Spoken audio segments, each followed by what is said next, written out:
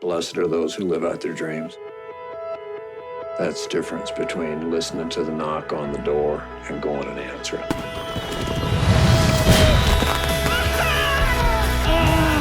God, that was great. Oh, shit. What a glorious place to be.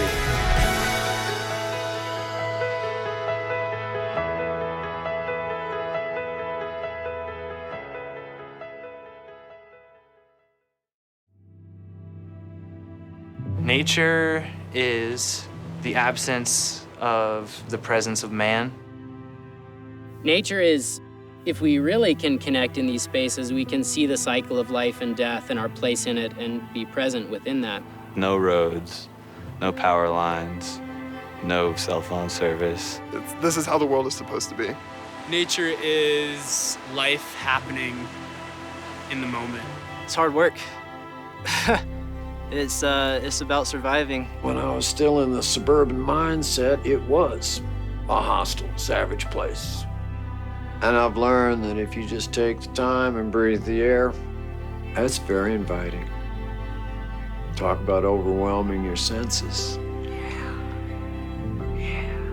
I am totally in love with the national parks. It's not really until you get into them that you realize what treasures they are, you know? It's not really until you get off the road and you go down a trail and you get lost maybe, and you see something you didn't expect to see, or you see an animal that you'd never seen before. I mean, that to me is like the amazing thing about the national parks. They are windows on the earth without us. And so that's like what we can look at and say, this is a healthy earth. This is a beautiful earth. We have to keep these places around to make sure we always know what that baseline is.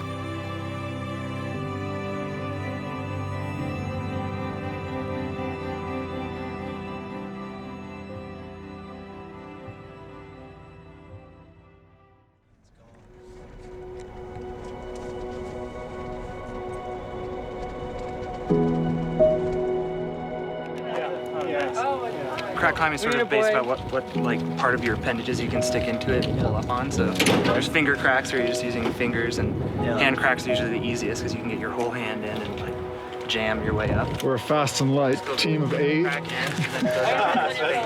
Just a small, subtle team of 8. So the other side of that we're going? Yeah, we're kind of going we're going down to Jenny Lake and then going into Cascade Canyon. Okay, cool. I can't believe there's not like 20,000 people just surrounding this place. It's, you know, that's like, that doesn't get any more perfect than that. Yeah.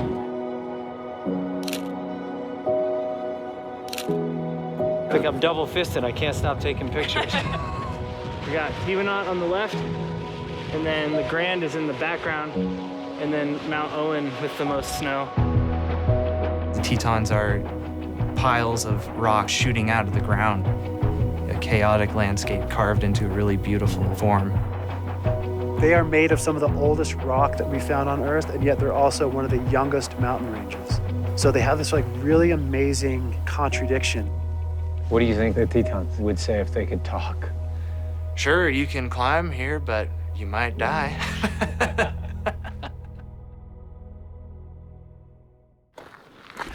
No, I think we got a quarter mile. You know, hey, I'm the one carrying the big pack here, so you know how it goes. It's the fanny pack that really pushes me over the edge. We just kind of hiked into this valley, and we're headed to the base of a cliff, and we are going to do a multi-pitch climb today. Anticipation, excitement, nervousness, fear. I remember my first orgy, and I had a kind of similar feeling.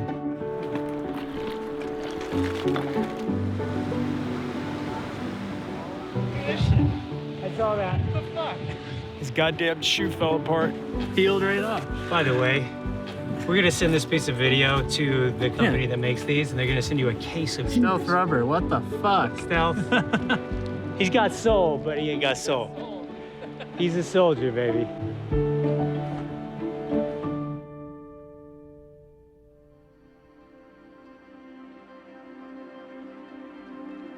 You know, up until the 20s, the Tetons wasn't protected. Rockefeller saw that this place needed to be preserved So he secretly started buying the land up around at the base of the Tetons. And once people found out, it all blew up, and everybody in Wyoming, of course, was furious, right?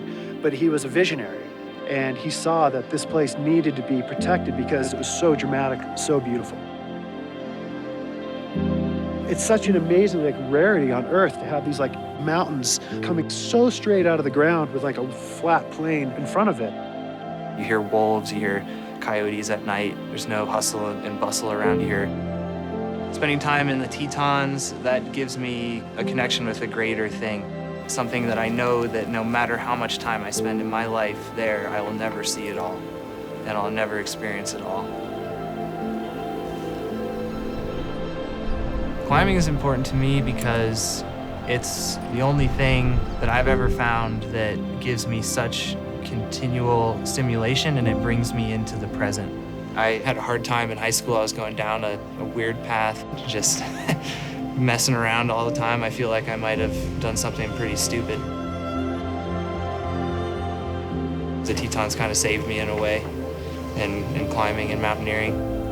Every time I go in and do the same route, with different people, it's always going to be different, and it's always going to be unique. To truly feel trust with a person, to truly feel connection with a place, I feel like that's why I climb.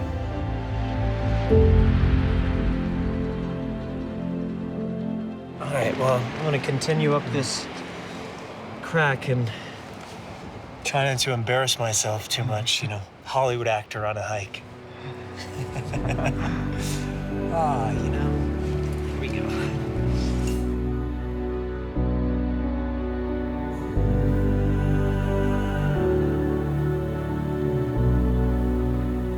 It's incredible that you can be this high up and still be comfortable or confident or whatever you want to call it, but just kind of at ease, at peace. I would think from the bottom, I'd be thinking about the exposure, the altitude. I mean, I'm thinking about, oh shit. I love the camera grab. Are there a lot of places where you go climbing in crystals? No, this is special. It's pretty incredible. I mean, it's so fucking beautiful up here. It's, what can you say? No, really, can't say much. I just keep thinking, I can't really put it into words. It just looks perfect. That's the thing that keeps coming to my mind. It's just perfect. You can't design this. It's just, there's something about it that's perfect. And color and tone and shape and all of it, just aesthetically, it's perfect.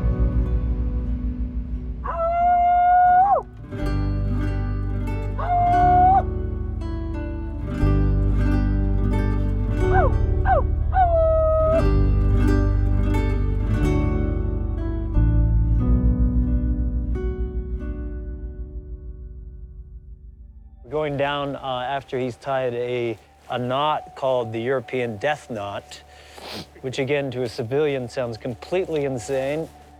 But to you guys, I'm sure it's just fun. So, cool. I'll see you down there. Got it.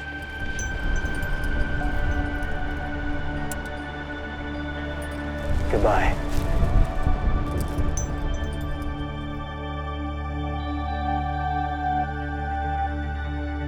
And now we are going to descend in darkness, headed back down. We are going to plot and plan for tomorrow, the next chapter in the adventure. That is the Great Wide Open. Oh yeah, here we go. It just gets better and better. I'm excited. I'm excited for all these days I'm gonna get for the rest of my life. Get out there and see how you do. Sometimes it's elating, sometimes it's disappointing. Sometimes I find I don't have the stuff I thought I had. Gotta go home early, Other times you can stay forever, it seems. I've had every extreme of emotion in my life in these mountains. And if I take lessons from each of those kinds of events, it's that whole range of feeling. You have to experience it and take something of it with you, and remember that when you're afraid, you're probably going to be okay eventually. Why go out and try? Because you can. Because you can.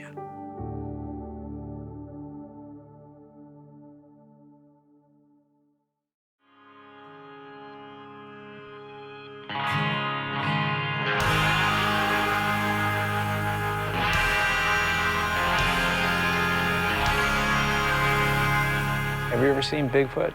Bigfoot? Shoot, yeah, I shot pool with him in Seattle.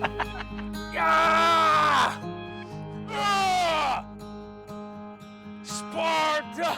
At my feet, I have a collar that we use to track wolves with. I have one very similar underneath my bed in Los Angeles, actually. It's like Oprah. It's like a, well, I don't know. Do I look like Oprah? A little bit. Learn on the go. Whatever.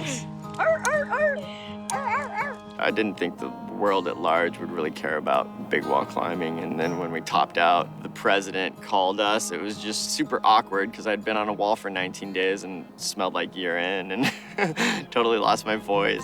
This is buffalo wool. It's incredible that you just put it on your fingers for a second and you can feel your fingers getting warm. It smells like buffalo. Brittany gets quite aggressive with me. Jared, Brittany's beating me up. Cool, man. You ready to rock and roll? Yeah, dude. Hey, now, come on. 2 beers deep right there. 2 beers deep. 2 beers deep, man. I'm gonna pull up this rock here. Oh yeah, this is a great place. Oh, look at all the ants in there. You're gonna have a new friend. Provito and Alto.